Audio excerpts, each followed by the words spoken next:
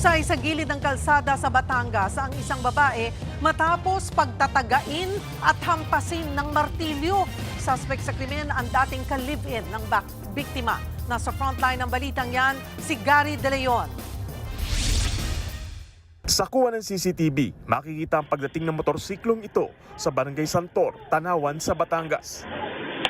Pagbaba ng angkas na babae, isang lalaki ang biglang sumulpot. Hinabol ang babae at hinataw ito ng martilyo. Ang rider, sumibat na. Makikita ulit ang babae na napaupo na sa gilid ng kalsada habang hinahataw pa rin ng lalaki na bukod sa martilyo ay may hawak ding itak. Halinhinan niyang tinaga at pinukpok ang biktima. Ilan saglit lang ay tuluyan ng humandusay ang babae sa kalsada.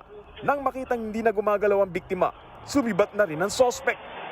Sa investigasyon ng mga pulis, dating kinakasama ng sospek ang biktima.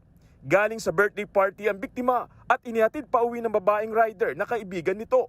Inabangan daw talaga ng sospek na si Elias Rodel ang kanyang ex malapit sa bahay nito. Ayon sa mga pulis, posibleng may pinagseselosan ng sospek na bagong karelasyon ng biktima. This incident is a crime of passion eh.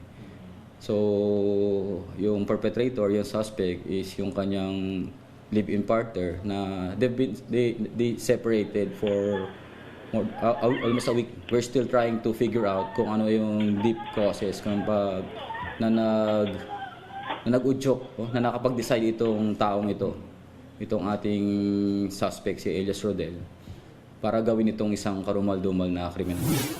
Nasa kritikal na kondisyon ngayon ang biktima matapos magtamo ng mga sugat sa ulo at katawan. Patuloy naman ang pagtugis sa sospek. Nagbabalita mula sa frontline, Gary De Leon, News 5. Mga kapatid, Cheryl Hosing po. Maging maalam at may pakialam sa mga napapanahong issue at headlines. Mag-follow at mag-subscribe na sa social media pages ng News 5.